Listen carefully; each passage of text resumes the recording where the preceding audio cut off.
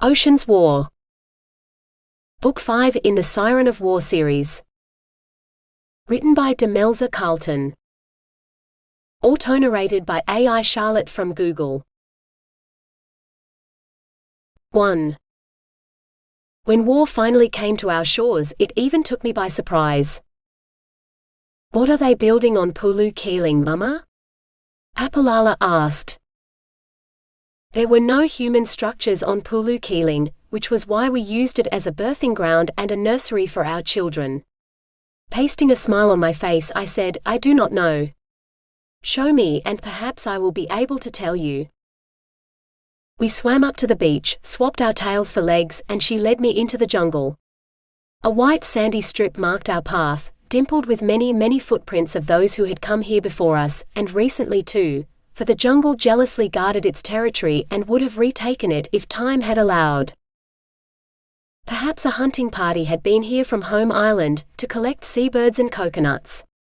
If so, they'd likely have built a simple ATAP shelter of 4 sturdy poles with a coconut fiber roof, like the ones on South Island. But as we emerged from the jungle onto the shore of the lagoon, I knew no hunter had built these.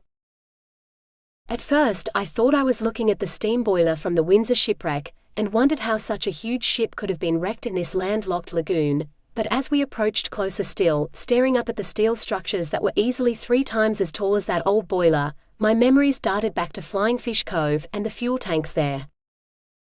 For these were not boilers or engines but enormous metal drums holding the foul-smelling liquid that fueled the machines of commerce, and of war. They stank of paint as well as fuel, for someone had thought to coat the shiny metal with a rough coat of green, as if that could hide them in the jungle. Perhaps if the trees grew close enough, it might work. A ladder ran up the side, inviting me to scale it. "Stay here," I told Apalala, and began to climb. "What are you doing, Mama? What can you see up there?" Apalala asked, bouncing around in her excitement. She was more confident on her legs than I had been at her age. One day, when she was old enough, that would stand her in good stead among humans. Now, I felt the most powerful urge to run with her to the sea and dive into the darkest depths, swimming as far as I could away from all things human until we were safe. But William had been right, we would not be safe. Not as long as humans had a way to guide ships beneath the waves. I reached the top of the tank and unscrewed the lid. It was full of fuel all right, but not the thick, inky diesel that had filled the tanks in the port in Flying Fish Cove. No, this could have been water, if not for the sharp smell, more like the petroleum that had fueled my motorcycle. But a tank this size would have filled 100 or maybe even 1,000 Triumphs, more motorcycles than I'd ever seen. Pulu Keeling had never seen one motorcycle, let alone 100. This wasn't right. I climbed down again. "What are they, Mama? What did you see?" she persisted. At her age, I had seen the Battle of Cocos, seen men die amid screaming metal in the heat of battle I had wrought.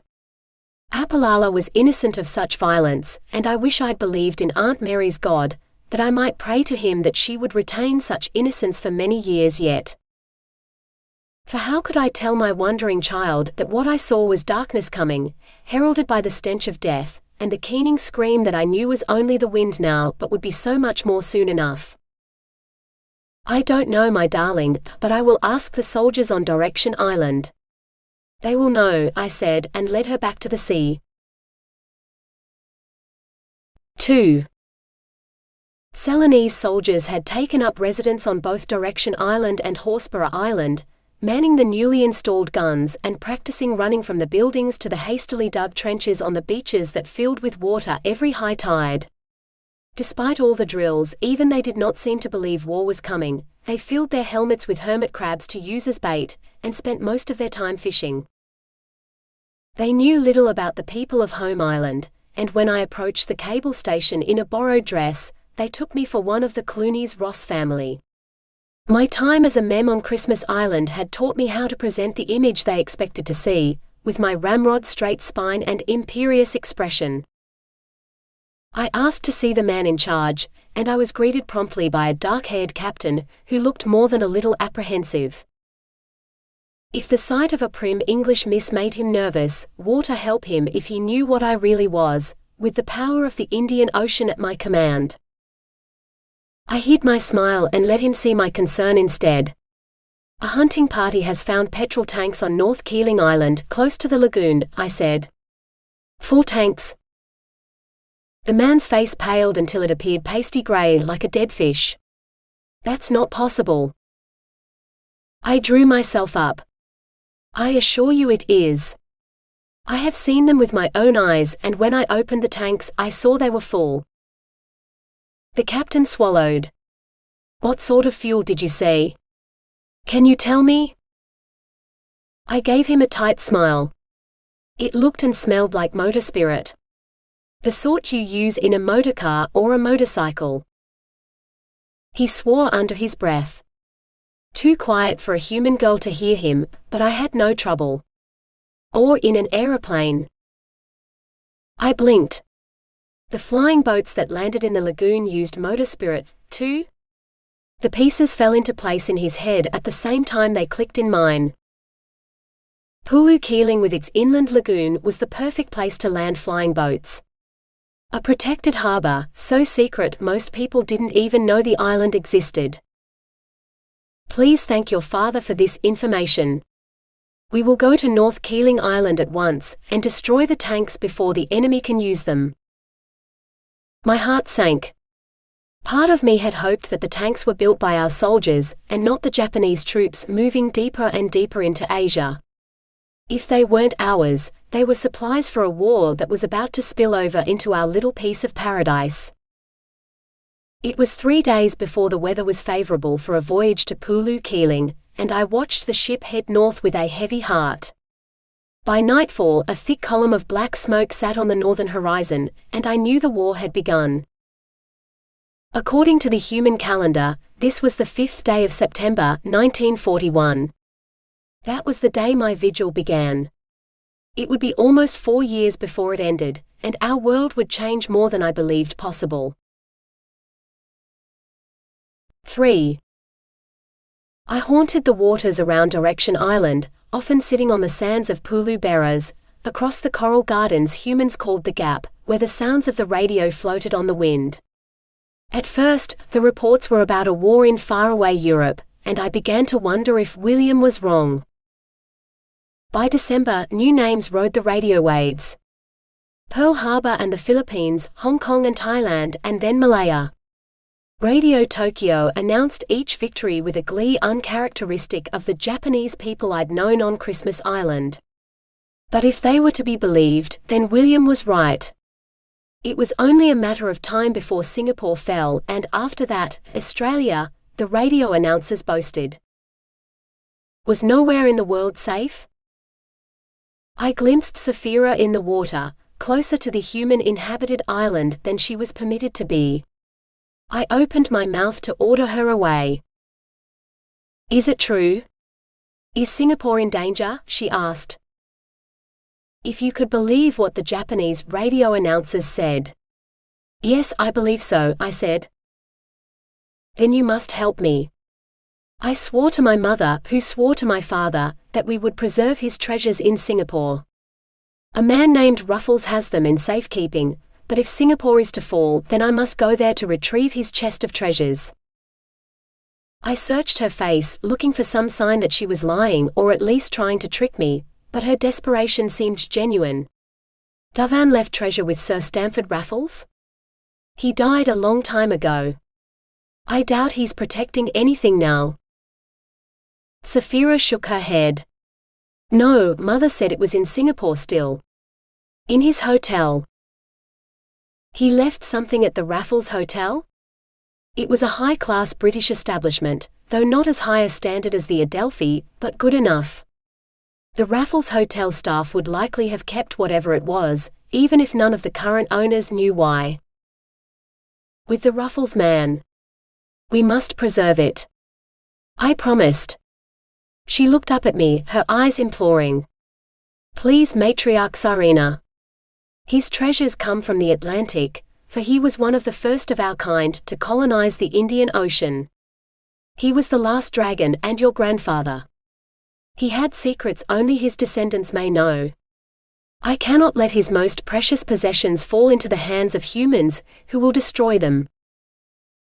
Based on what I'd heard of the conqueror's behavior in China and other places, they'd most likely steal anything of value to further fuel their war efforts.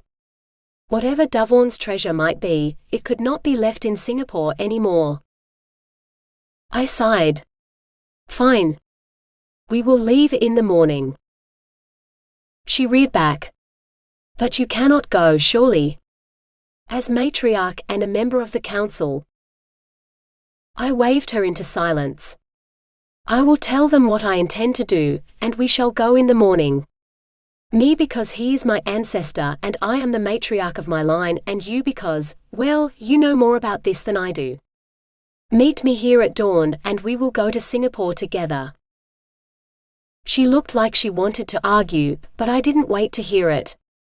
Instead, I swam away to convene a council meeting and to see to my daughter's safety while I was away. 4. I do not know how long it will take to secure my grandfather's property, but I will return as soon as I can, so that I may report on this human war and what it means for us. I took a deep breath, letting my gaze sweep around the council chamber, touching each of the elders in turn. If the war should reach you before I return, we shall hide in the deeps, as we have every time humans threaten our people, Than said with quiet confidence. The others began to nod. And if it is not enough? With their submarine ships, they might follow you, I said. If they do, what then? No man has found us in the depths before and no man will, Than said, but she sounded less sure. Her expression was firm though, as though she clung desperately to this hope, for she did not know what else to do, other than what had always been done. If I had believed in Mary's God, I would have prayed that Than was correct. For Maria and Apalala would be with them, and they would share their fate. I'd lost Maria once and I could not bear to do so again. As for Apalala, she was all I had left of William. I would sink every ship in the sea before I let a human take her from me. You should stay with us. With the power of your voice, we will be safer together, Shaima said, touching my arm. Her eyes told me she could reach my thoughts from my expression. I shook her off. And lose what the last dragon took such pains to preserve for us? No, I must go after Davon's treasure and see to its safety. I will not let our heritage be lost to some petty human conflict. I will go in haste, so that I may return in time to take to the depths with you, when the time comes. More nodding. For a council of war, we sure were agreeable. Perhaps if humans could reach a consensus so easily, they would not be fighting this pointless war. But humans were not the people of the ocean's gift, so while we got along beneath the surface, they warred above. 5. Apalala's seagrass hammock hung beside mine, for she was too big to share with me anymore, but she awoke with the sun as I did. Will you bring me back a gift from Singapore? She asked eagerly, for I had told her many stories about my shopping trips with William. Maybe a book that I can read? Books would not be a bad idea. Our children needed to learn to better blend in with humans, and letters carved into the sand were no substitute for pen and paper and real books. If I can, I will bring a boatload of books home with me, I promised, for I would need a boat to carry Davon's treasure here. He'd left it on land, which meant it could not be hidden beneath the waves. Yes. Apalala corkscrewed out of her hammock, doing a little dance around me as I readied myself for the journey. When I met Saphira, I found Maria there too. Have you come to wish me a good journey? I asked her. Maria shook her head, then shot a glance at Saphira. I am here so that I might come with you. I am old enough to go ashore and join with a man, so that I might be recognized by the council as an adult. This was Saphira's doing, I was sure of it. Maria was the same age I'd been when I'd met William and old enough to be fertile, but there was no need for her to go ashore so young. No need for her to go ashore ever, for I knew Apalala and not Maria would succeed me as the Gold Elder when I left the council, and neither would need to for a century at least. No, you will not come with me. You will not go ashore yet, I said. But mother, when you were my age, she began. I whirled. When I was your age, your grandmother had exiled me from our people for no crime at all, and I struggled mightily to merely survive on land in the hope that one day I might come home. One day, if you wish, you will go ashore and you may find a man you wish to join with. But not now, with war on the horizon and danger in the water as well as on land. We will discuss this when I return and not before. Maria shot a beseeching look at Sapphira, who shook her head the tiniest bit. I knew it had been her doing. Maria ducked her head. Yes, mother. She swam away. I stared after her for a moment. I would not have submitted so readily, but then, neither of my daughters was as turbulent as I had been as a child. For a split second I almost felt sorry for Sapphira, for having to deal with my adolescent self. Then I remembered how she had betrayed me, the ruin she had wrought in William's life and in mine as well as in Maria's, and all sympathy vanished. Come. We are needed in Singapore, I said, gesturing for Sapphira to follow me. Wordlessly we went. 6. The Singapore we arrived at was not the city from my memories with William. The streets were packed with soldiers instead of locals, and while they still seethed with chaos, it was not the same. The locals had moved with purpose, something the soldiers seemed to have lost. The sound of artillery fire in the distance had many of them cowering, hiding their heads in their hands as if to shut out the sound of the very war they'd signed up to fight. The Adelphi Hotel still stood, and I longed to go inside and book a room, to see if my memories of my time here with William had left a stamp on the place. But an agonized scream brought my thoughts back to the immediacy of the present. It was a man's scream as he was unloaded from the back of a truck, then carried on a stretcher into the cathedral across from the hotel. The cathedral's green lawns were a war zone of their own, narrow trenches were even now being dug. Did the army mean to make a stand here? I might not be a military strategist, but even I could see the insanity of such a thing. Any men who tried to man these trenches would surely die. I realized my mistake only a moment later when another stretcher came out, carrying a corpse. Then the purpose of the trenches became clear. They were graves for the dead. We would join them if we didn't leave the city soon. Mary would have called it a miracle we'd arrived in time. I nudged Sapphira. Best we get what we came for and go, I said in our tongue. She didn't say anything, and I paused to look closely at her. Between her wide eyes and pale face as she took in our surroundings, she looked as scared as any of the soldiers. For the first time, I wondered if I hadn't been the only one to have nightmares after the Emden sank. For years I'd dreamed about men screaming as I killed them. Even William had witnessed a few of my nightmares. Mother had lost a daughter that day, as well as a patient. Today was a different day, and I intended to lose nobody. Where must we go for these things of your father's? I asked. A bank, Sapphira said slowly, stumbling over the unfamiliar words. Mother brought them from Batavia, to a bank in Ruffles City. My father told her that people do not stay conquered forever. One day they rise up and take back what's theirs. I opened my mouth to snap that this place belonged to neither the British or the Japanese, though both seemed happy to fight over it. Fools the lot of them, and I'd be more foolish still if I stopped to explain this human conflict to Sapphira. Show me, was all I said. She found the bank easily enough, but the place was full of people trying to take all their money with them as they fled the country. The bank, however, had run out of ready cash, or so the staff told people over and over, for they did not want to listen. No, they wanted what was theirs. As did I. I pushed through the crowd to one of the tellers. He looked tired. "Miss, we have no money left." I hushed him. "I am here to collect a box which I believe my grandfather left in your strong room. A box under the name of Dove Black." He sagged in relief. "I'll get it for you directly, miss." It took 3 men to bring the box back, for it was big enough to fit a man inside. Water only knew what was inside it, though I could feel the curiosity coming off the men in waves. They'd kept this box for a century, and finally someone had come to claim it. I was in no mood to satisfy idle curiosity. Theirs or my own. "Thank you. We'll be off then."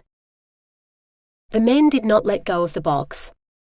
"We'll carry it out to your car, miss." I wanted to protest, but I bit back my words as I realized how many eyes were upon us. Greedy gazers, assessing the size of the box and how much money it might contain. Maybe none I wanted to tell them, but they were beyond anything I might say. Panic and fear gripped them in its own siren song, a song so strong I could not win against it. The street outside was full of cars, traveling so slowly that flagging one down should be easy enough. I raised a hand to get a driver's attention. A plane screamed down the street, spitting bullets, followed by a second one, shooting at the first. Standing in the bank's ornate doorway, we'd been sheltered from the rain of death, but the cars in the street had not been so lucky. And the people outside, even less. A car with a blood-splashed windscreen veered left, crashing into another car, before it caught fire. I saw a figure slumped over the steering wheel, unmoving, before flames leaped to the second car too.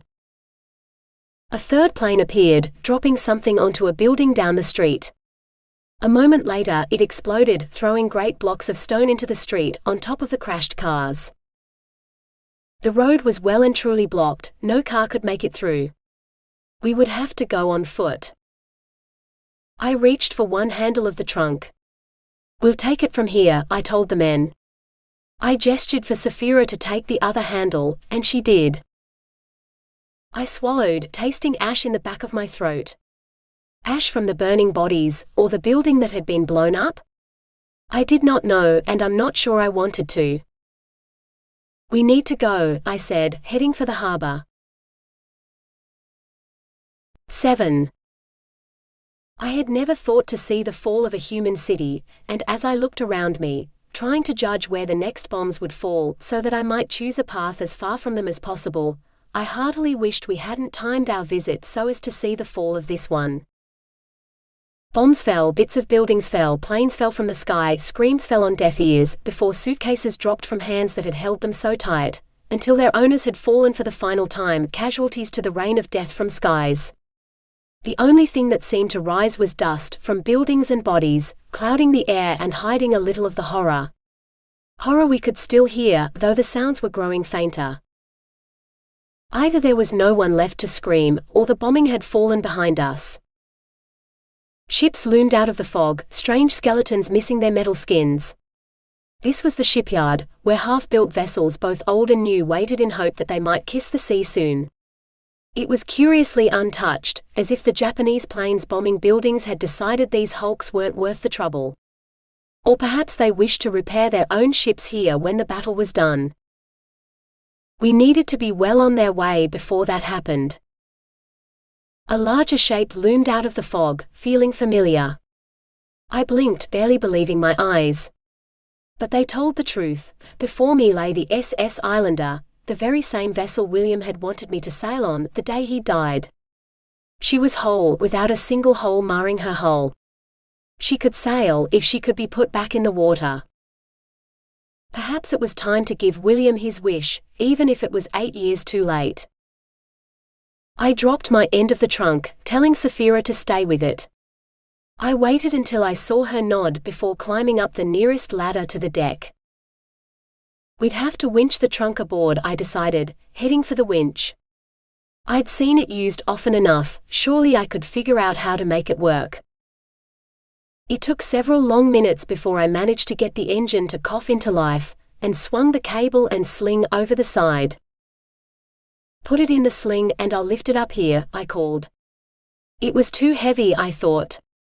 I'd need to go down to help her. To my surprise, she hefted the box into the sling herself, her arm muscles straining as they bulged beneath her borrowed dress. Perhaps not. Maybe I needed to remember my own strength. Perhaps it was being back in a human city that made me think like a weak, human woman again. I hauled the box up with the winch, then swung it onto the deck. Saphira climbed up the ladder, and I found her beside me as I crouched down before the box. I don't know who wanted to see inside it more, her or me.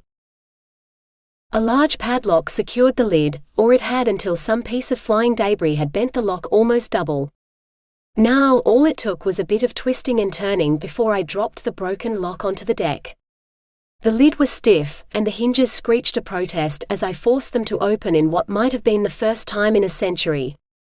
Longer, perhaps. Saphira drew in a breath as I leaned forward to lift the yellowed sailcloth. The chest was filled with papers. Books and loose sheets, all wrapped in a piece of sailcloth that must have come from a huge, old sailing vessel of some kind. I pulled out one of the books, the aged leather cracking beneath even my delicate touch, and opened it. Page after page of strange symbols met my eyes, none of which I recognized. "What does it say?" Saphira asked. I dropped the book back in the box and closed the lid. "I have no idea. It's in some sort of code, or a language I don't understand. A complete waste of time. We should just leave it here and swim away." Saphira caught my arm. "No. We can't leave it. It must be preserved. We must take it to some human place where it will be safe. In other words, as far from here as possible." I scanned the ship. The Islander looks seaworthy. If we could get her into the water, I could sail her somewhere safe. It was bigger than the fishing boats I'd sailed in Fremantle and the Abrolhos, but the principles were the same surely. As long as there was fuel enough to keep the engine going, a ship couldn't be much harder to sail than a lugger. An almighty crash sounded from the wall surrounding the shipyard. Water spurted from where the prow of a ship had crashed through. While I watched, the prow lifted, angling upward as if screaming its defiance to the sky before it slid into the water, beneath the surface. Seawater gushed through the hole it had left behind, flooding the shipyard. The Islander shifted beneath us, aroused by the caress of water around her hull. A feeling I knew well. "What in damnation do you think you're doing?" The red-faced man raced onto the deck, a picture of panic in his rumpled uniform. Though age had softened his waistline and added lines to his face, I recognized him as the first officer William had fought on his first voyage to Christmas Island. A man who owed William a favor, which my late husband had never had a chance to collect. "We're leaving before the rest of the city falls down around our ears," I said. "Look, lady, I don't know who you think you are, but I'm Maria McGregor. William McGregor's wife and widow. You owed my husband a debt." He shook his head violently. "McGregor's dead. He took his secrets to the grave. But not before he told me what you did." I held his gaze, not willing to give in to the bully who knew I was right. His shoulders slumped, defeated. "We're taking the Islander and leaving Singapore," I said. He snorted.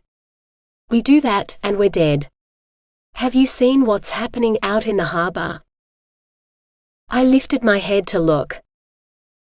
The Japanese planes might have turned the city to dust, but they'd turned the harbor into soup. It was the Battle of Cocos between the Sydney and the Emden again, magnified 1,000-fold. Bodies and broken ships floated in a growing pool of oil and fuel, calming the harbor waters that should have been churned into frothing panic. Smaller boats, local fishing vessels for the most part, moved with purpose between the ships and lifeboats, saving those they could, while the planes overhead ignored them. But for every body that scrambled from lifeboat to rescue vessel, another 3 were rolled over the side, to join the other corpses in the harbor. This was what war historians called a bloodbath, where the waters ran red and black instead of life-giving blue. I swallowed back Billa. How humans could do such things to one another, I did not know. But I had no desire to swim through that water now. "We're dead if we stay," I said. He fought back panic. He knew the truth in my words, though he refused to admit it. "We'll have a better chance if we leave at night. It'll give me a chance to go get the captain and the rest of the crew. Can't sail this tub without a crew, no matter who your husband is." I nodded. "You have until midnight to collect what crew you can. Then we leave, with or without you." He muttered something that definitely wasn't complimentary under his breath, before heading over the side. Come midnight, we'd see who was crazy, but I was willing to bet this man would be keeping me company as we headed out of the harbor.